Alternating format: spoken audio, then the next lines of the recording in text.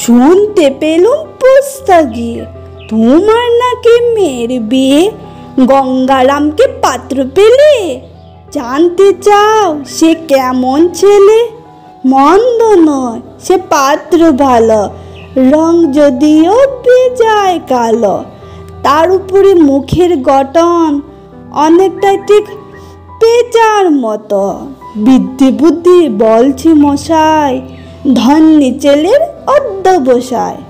19টি বার ম্যাট্রিকে সে Gael হয়ে থামল শেষে।